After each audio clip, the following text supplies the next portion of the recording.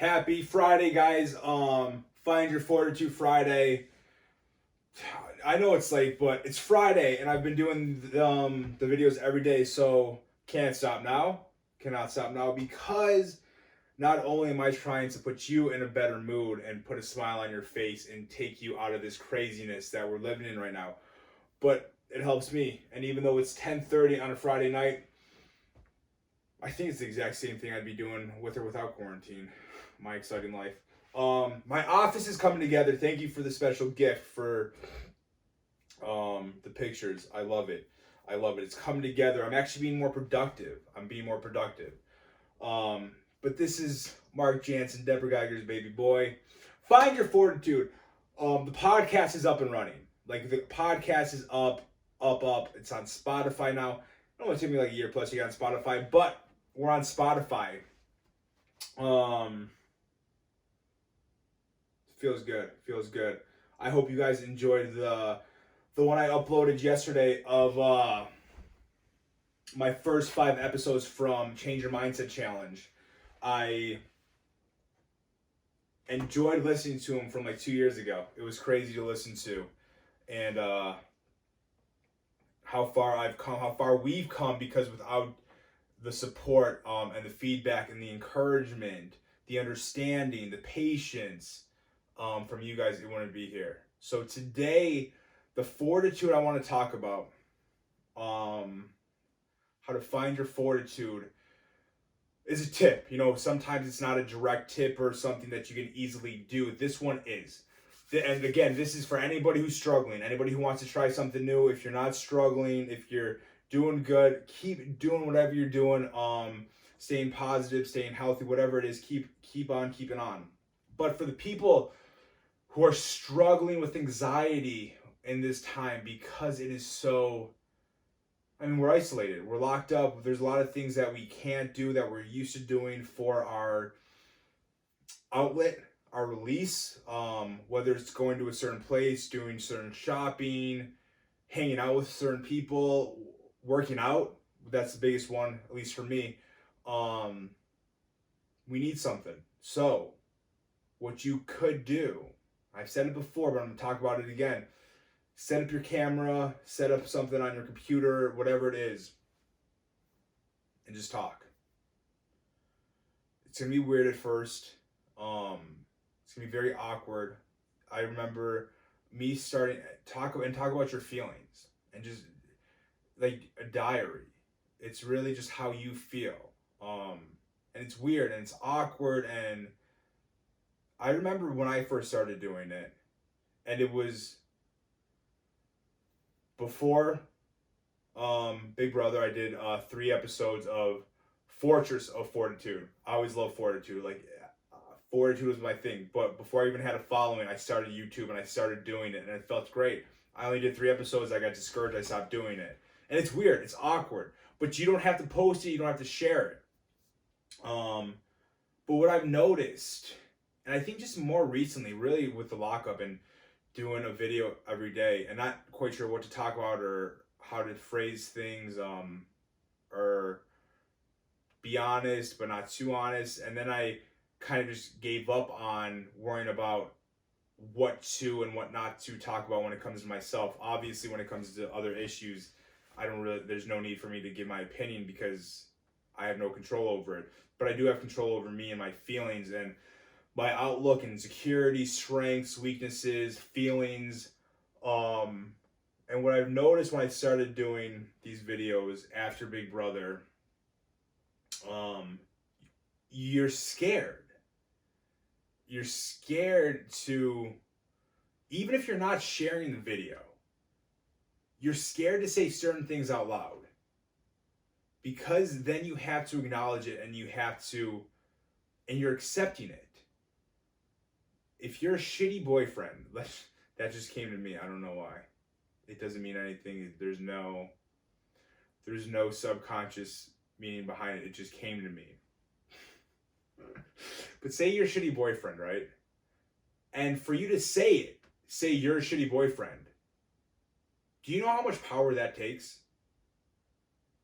To acknowledge you're a bad parent, to acknowledge you're a shitty student, to acknowledge you're wasting your life, to acknowledge you're taking somebody in your life for granted, to acknowledge you really fucked up that situation, to actually acknowledge the problem and take ownership. But to say it, there's a power in saying it and speaking it into, not necessarily speaking it to an existence because it's already existing, but for you to speak it and for you to say it out loud. And those are your weaknesses, and then you can speak out your insecurities. I wish I was a little thinner. I wish I didn't have this issue. I wish I didn't have a club foot. I wish this. I wish, like, whatever it is. You can't get through it. You can't learn how to not only live with it and deal with it, but you can't learn how to use it as a strength. You can't learn how to truly accept it, accept yourself, work on yourself, live with yourself, accept yourself with your weakness or with your insecurities, work on yourselves with your weaknesses. You can't do that if you're not accepting it, or if you're not acknowledging it. You have to acknowledge it before you can accept it. So I noticed that when I started doing videos and I started talking, I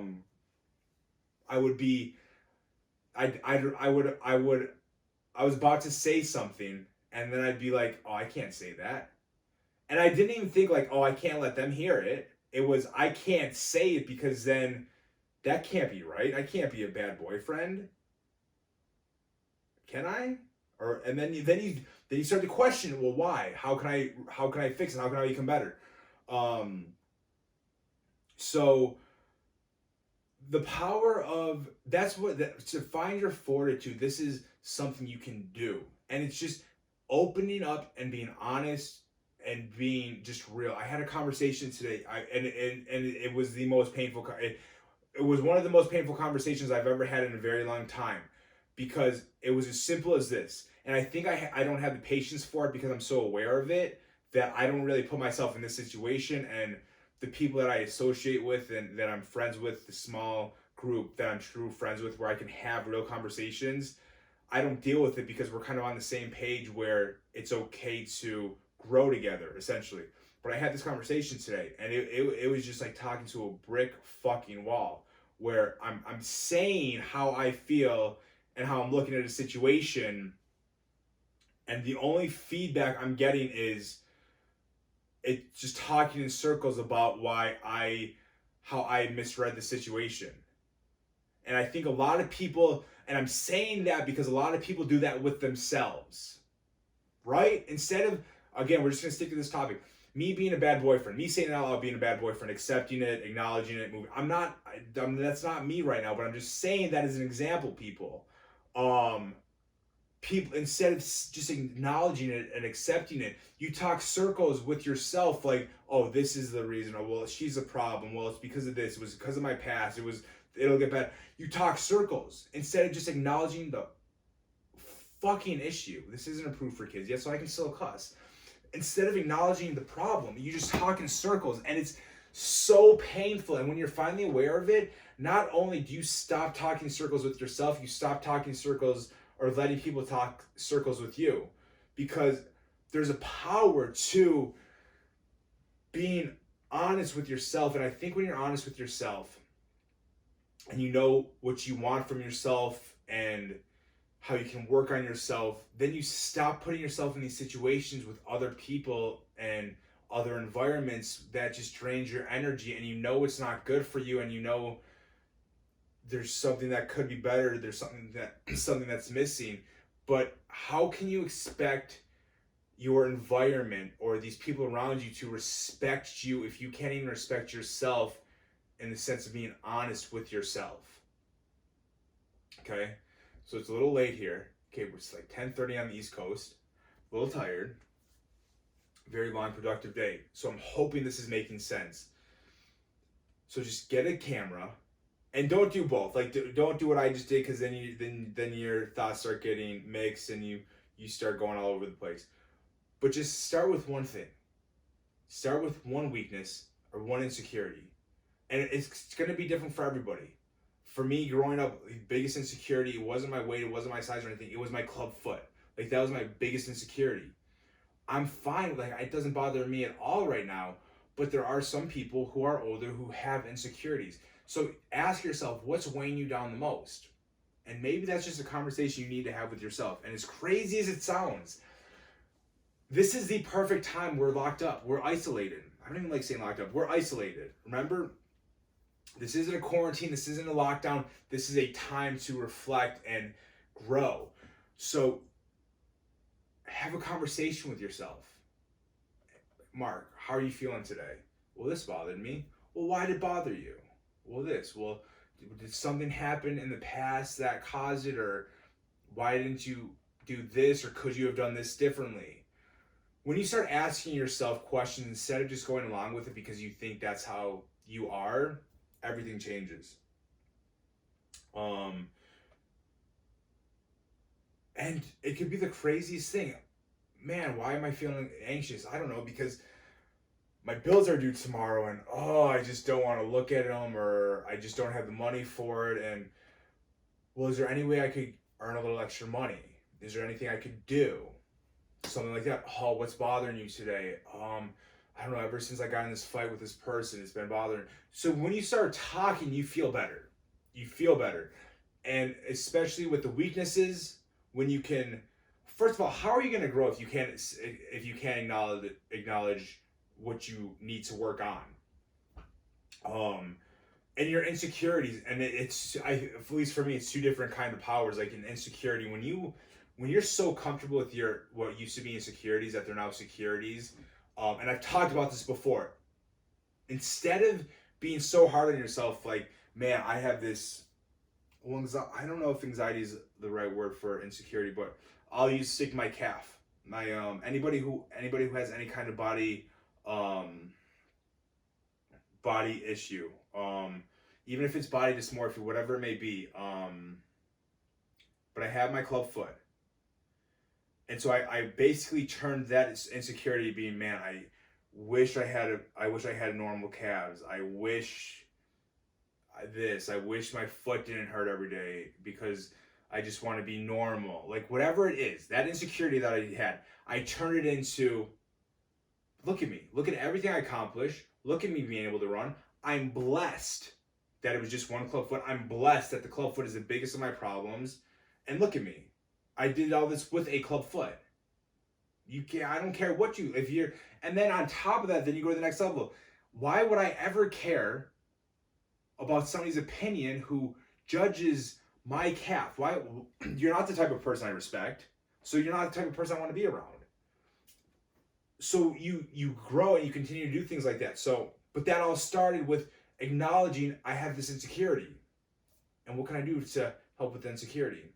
Same thing with a weakness. So, especially people that are feeling the anxiety and feeling anxious. You're feeling anxious for a reason. And it's not because we're on lockdown. It's because there's no distractions. There's no distractions. So get to the root cause of it. Ask yourself, just talk to yourself. And you don't have to come to all these conclusions overnight. You don't have to come to, I have all these things or these insecurities. No. Just start off by talking to the camera for a minute. Then the next day it gets a little easier. Then the next day. And then you'll realize it's just like yoga. This is why I love yoga. They tell you to get in a very uncomfortable position and to focus on your breath. And to feel where your breath gets caught in your body. Which is the weirdest thing. And if you haven't done yoga, it's hard to really feel. But when you're in the moment and you're actually one with your body, one with your breath, one with whatever they say. I don't know the exact terminology, but you know exactly where your body's feeling a little stiff and where your breath gets stuck. Same thing with your mind and talking. You'll notice when you start talking about things, it's not as easy. You get caught up and you're like, you don't know what to say. You start talking about this part of your life and it's so easy and it's okay, well, I need to work on this, I need to work on that. Like, that's easy to talk about. And then you talk about this aspect of your life and you're literally at a loss for words. and you start thinking about things you don't want to think about, so you don't want to talk about it, because the more you talk about it, the more you think about it, the more you have to acknowledge it. So you shift away, and it's just hard. I'll never forget this past year, September-ish, October-ish, July, I don't know, that time frame though. I couldn't talk about my dad. Like people that have known me my entire life, people that I'm so close with, people that I've talked like about my mom, I've never mentioned my dad. And I realized that was an issue that I've never talked about or opened up about. Like, I would talk about him. I didn't know what to say. I didn't know how I was feeling, because there were so many emotions buried down inside of me. I didn't know where to go with it. And it helped so much just talking about it. So you're not anxious because you're alone. You're not. Well, I mean, you are anxious because you're alone, but you're anxious because there's something going on. And it's not a bad thing. I'm not trying to say this oh no, like there's something wrong with you. No, I'm anxious still. Like, I still get anxiety. I'm telling you this so you can work on it, so you can try to understand and not fix, because I don't like the word fix, but grow. But it all starts by acknowledging the issue. And I don't even like using the word issue. Issue is like an ugly word, like you have an issue.